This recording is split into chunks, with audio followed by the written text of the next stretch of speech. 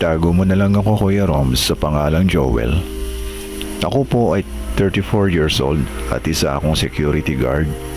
May asawa at mga anak na rin ako, Kuya. Nang malipat ako ng destino dahil sa nagkaroon ako ng problema sa dati kong ginudutihan, ay nag-decide ako na mag-stay ng lingguhan sa bago kong post. Medyo may kalayuan din kasi. Na-assign ako sa Laguna, Kuya Roms. Ang bahay namin ng aking pamilya ay sa Mandaluyong pa. Hindi sana ako papayag pero maganda naman ang offer ng agency ko. Kaparehas lang din ng sweldo sa Maynila ang sahod ko dito sa Laguna. Isang dinidevelop na malaking village sa Laguna ang bago kong post, Kuya. 12 kaming gwardiya lahat. Malaki ang village na ginagawa. Ang halos kalahati nito ay tapos na at maraming tao na rin ang nakatira at matatawag na nga itong isang komunidad. Ang kabilang bahagi nito ay kasalukuyang ginagawa pa o under construction pa ang mga bahay, Kuya Roms. Masaya naman ako sa trabaho ko. May barracks na matutuluyan. Minsan sa mga kabahayan ako nilalagay ni OIC. Minsan sa construction site naman. Hanggang isang araw may bagong lipat. Mag-asawa, napansin ko kaagad ang magandang babae. Sa palagay ko ay wala pang 30 ang mga edad. May dalawa na rin silang mga anak na maliliit pa. Nagkataon naman na sa mga kabahayan ako naka-duty kaya ako ang nag-assist sa kanila sa paghakot nila ng mga gamit nila. Kaagad naman nilang nabanggit ang kanilang mga pangalan sa akin. Tawagin na lamang nating si Nelson ang lalaki at ang babae naman ay si Camille. Mabait na tao si Nelson, napansin ko ang pagiging magalang niya. Madali kasi akong makabasa ng ugali ng isang tao, Kuya Roms. Mukhang galing sila sa mayamang pamilya. Pati si Camille ay mukhang yayamanin din dahil sa itsura nito at sa ganda ng kanyang kutis na tila ba hindi nasisinagan ng araw. Ang kanilang mga kasuotan ay mamahalin. Kita ko rin sa kotse na gamit ni Sir Nelson. Lumipas pa mga araw ay kinausap ako ni Sir Nelson. Naghahanap daw sila ng kasambahay na pwedeng mag-alaga ng mga bata at magluto. Kumbaga, all around. Subukan ko po, sir, na maghanap. Salamat, Kuya Joel. Malaki naman ang ipapasahod ko. Magmula noon ay naging magaan na ang loob sa akin ni Sir Nelson. Bukod tanging sa lahat ng mga gwardiya sa village, ay ako lang ang kinakausap niya. Kahit nakakotse siya at madaanan niya ako, ay bumubusina siya sa akin. Magaganda at malalaki ang mga bahay sa village. Mamahalin. Kaya tanging ang mga taong may pera lamang ang mga nakatira dito. Isang araw habang ako ay nasa gate, nagbabantay, may babaeng lumapit sa akin. Kuya Guard, may alam ka bang naghahanap ng kasambahay dyan? Bigla ko naalala si Sir Nelson na naghahanap.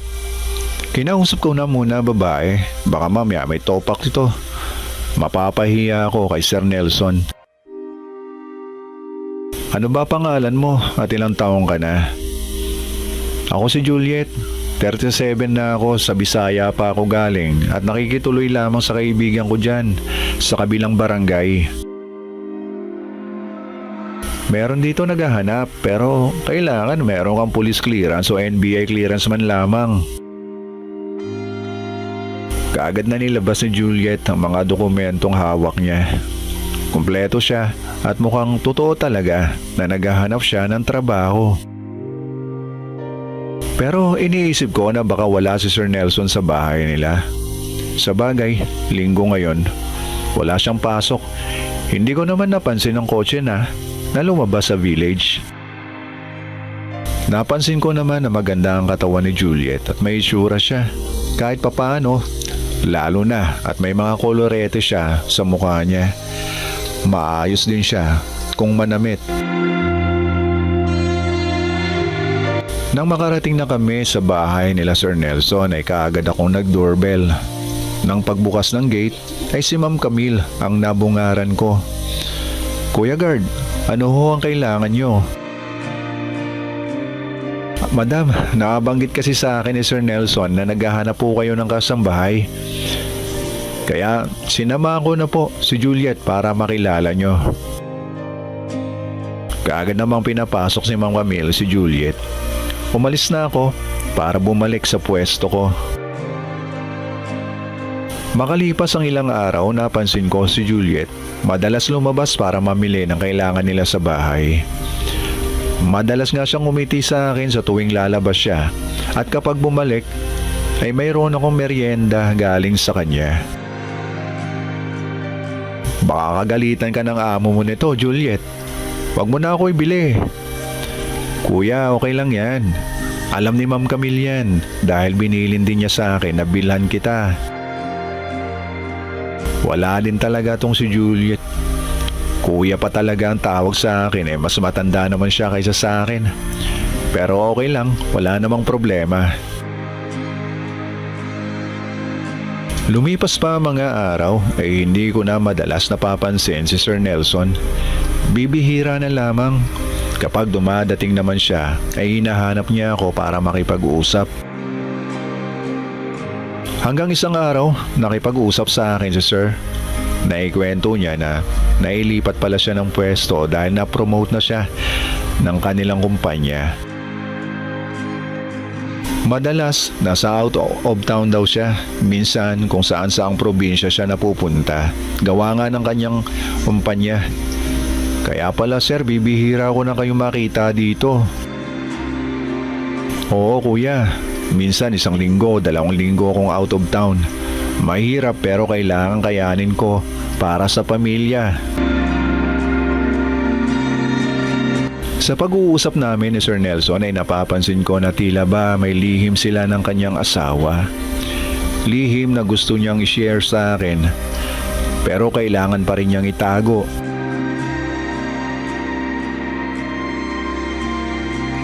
Lumipas pa ang ilang linggo, madalas kong napapansin na may mga lalaking pumapasok sa bahay nila Sir Nelson. Sa magkabilang oras, hanggang namukhaan ko nga mga ito. Galing sa construction site ang mga ito. Kaya nang paglabas minsan ni Juliet ay sadya ko siyang kinausap. "Juliet, sino-sino mga yon? Yung mga nagpupunta sa bahay nila Ma'am Camille, sa inyo?" Mga manliligaw ko yung kuya. Bali 4 lahat yan. Sinasabihan ko naman na huwag sila magsabay. Alam naman ni Ma'am Camille yun." Kung alam naman pala ni Ma'am Camille ay okay lang. Nag-aalala lamang ako dahil mga dayo lang din ang mga yan sa lugar. Mukhang mga bata pa mga yun "Juliet, taga saan ba sila?" "Si Nathan, 23 years old, si Perio, 24, si Marlon, 21, tapos si Alvin, 23 din, mga Bisaya lahat sila." Mahilig pala sa mas batang edad itong si Juliet. After 1 week, muli ko nakita si Sir Nelson. Nakipag-uusap na naman sa akin. Nabanggit ko nga sa kanya mga manliligaw ni Juliet na pumapasok sa bahay nila. "Oo Kuya Joel, nagtalo nga kami ng asawa ko na si Camille tungkol dyan. Kaya naglagay na rin ako ng CCTV sa loob ng bahay. Nag-aalala kasi ako, baka lalo na at madalas akong wala." "Kuya, may pakiusap ako sa'yo. 2 buwan ako mawawala. Mapupunta ako ng Cebu. May kliyente ako doon para sa business meeting. Pwede mo bang tingnan-tingnan ang bahay? Ako na ang bahala sa'yo." Nangako naman ako kay Sir Nelson na babantayan ko na rin ang bahay niya. Makikiusap na lamang ako kay OIC na ipermi niya ako sa kabahayan sa schedule ko. Natahimik bigla si Sir Nelson hanggang huminga ng malalim at nagsimulang magsalita. Meron akong ikukwento sa iyo, Kuya Joel, tungkol sa aming mag-asawa. Sige sir, makikinig lang ako. Dito ay nagsimula ng magkwento ni Sir Nelson. Nagkakilala kami ni Camille sa isang event. Napakaganda niya noong gabing yon, kaya nabigani ako. Kaya lang, likas ako mahihiyain talaga. Pero dahil siguro, type din niya ako, kaya siya na gumawa ng unang moves. Sa madaling salita ay nagkakilala kami ng gusto. May maganda siyang trabaho sa isang opisina ng kilalang bangko. May maganda na rin akong trabaho na mga panahon na yon. Niligawan ko siya at nagustuhan naman niya ako. Makalipas lamang ang isang taon ay nagpakasal na kami. Pero hindi pumayag ang mother ko na umalis ako sa bahay. Mayaman ang pamilya ko at nag-iisang anak lamang ako. Hinayaan ko lang si Camille na magtrabaho dahil iyon ang kagustuhan niya. Hanggang magkaroon na kami ng anak. Hanggang maging dalawa, masasabi ko na masaya kaming pamilya.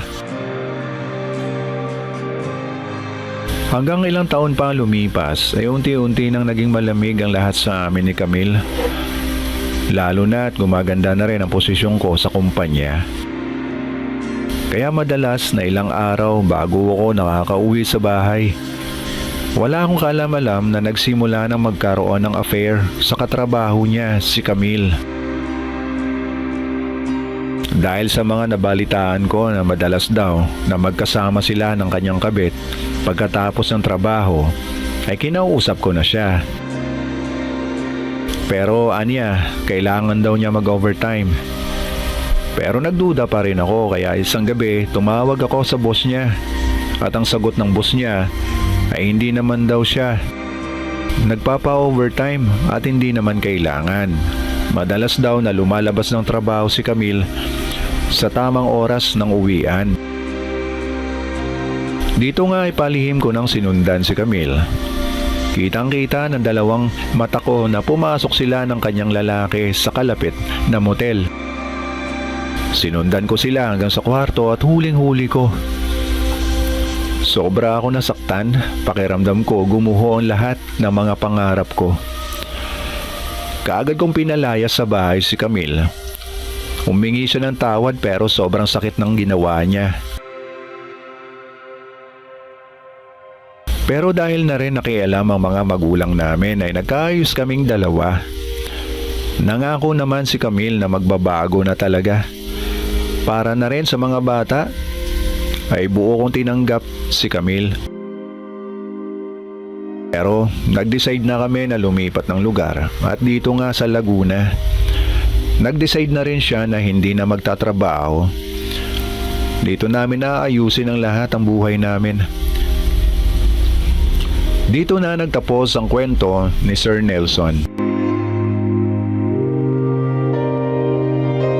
Sumunod na mga araw ay dumaan na si Sir Nelson. Tuloy na daw siya sa Cebu. 2 months siyang mamalagi doon.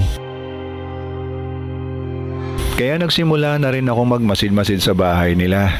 Napansin kong naging madalas ang pagpunta ng mga construction workers sa bahay nila Ma'am Camille. Habang tumatagal ay mukhang madalas na nagiinuman pa ang mga ito. Kaya muli ko nang kinausap si Ma'am Camille nang magkaroon ako ng pagkakataon. Ayon naman sa kanya ay tanging si Juliet lamang daw ang sadya ng mga yon. Ayaw daw niyang pakialaman si Juliet. Makalipas ang 1 buwan mahigit ay nakita ko na umalis si Juliet sa bahay. Hindi ko siya nakausap dahil nagmadali siyang lumabas ng gate. Hinayaan ko na siya. Mukhang okay naman si Ma'am Camille dahil kung may problema sa akin lang naman siya lalapit. Pero tinanong ko pa rin siya kung bakit umalis si Juliet. Ang sabi lang niya kailangan daw umuwi kaagad ni Juliet sa probinsya nila dahil na ospital daw ang tatay niya. Sumunod pang mga araw ay napansin ko naman ang pagpunta ng mga construction workers sa bahay nila Ma'am Camille. Alam kong wala na si Juliet. Iniisip ko na si Ma'am Camille ang sadya nila. Isang gabi ay tinungo ko ang bahay ng walang nakakaalam. Ang sadya ko ay magmanman. Nakita ko kasi si Nathan na pumasok sa bahay. Sa bandang likod na ako dumaan, sa kusina nagkataon naman na may maliit na ventilation kaya kita ko ang loob. Dito nga ay kitang-kita ng mga mata si Ma'am Camille at ang construction worker. Enjoy naman si Ma'am Camille dito. Kinabukasan ay muli ko na namang nakitang pumasok sa bahay si Perio, ang isa ring construction worker. Pero dahil tanghaling tapat, hindi ako nakasilip. Baka may makakita sa akin. Kinagabihan, isa pang construction worker nakita akong pumasok, si Alvin. At dito muli akong sumilip sa likod at muli ko na namang nakitang nagtsugsug dalawa ni Ma'am Camille sa kusina. Kinabukasan, muli ko na namang nakita si Marlon na pumasok sa bahay. Pero dahil tanghali na nga ay hindi na naman ako nakasilip. Saglit lang din naman, mukhang nag-break time lang si Marlon. Hindi ako makapaniwala sa mga nakita ko na ginawa yon ni Ma'am Camille. Naawa ako kay Sir Nelson. Sumunod na mga araw ay dumating na nga si Sir Nelson. Hindi ko alam kung paano sabihin sa kanya ang mga nakita ko. Nang kinausap niya ako, sinabi ko na ang totoo na may mga construction worker na pumapasok sa bahay nila habang wala siya at si Ma'am Camille lamang ang tao dahil umalis na si Juliet. Natahimik si Sir Nelson, kaagad na umuwi sa bahay nila. Sumunod na mga araw ay may mga dumating na mga pulis. Isinama nila si Ma'am Camille. Sir, ano ho ang nangyari? Ipapakulong ko na ang asawa ko, Kuya Joel. Masakit ang ginawa niya sa akin. Muli niyang inulit ang kasalanan niya. Nakita ni Sir Nelson ang lahat dahil sa CCTV sa bahay nila. Kahit pinutol ang mga CCTV, ay may nakaligtaan pa rin si Ma'am Camille na isang kamera. Kaya huling-huli siya ni Sir Nelson. Ito ang ginamit niyang ebidensya laban kay Ma'am Camille. Umalis na lamang si Sir Nelson sa village at bumalik sa mother niya. Wala na rin balita pa kay Juliet. Ako naman, bigla kong naalala ang aking pamilya. Nag-decide na lang ako na magpalipat ng destino sa malapit sa pamilya ko.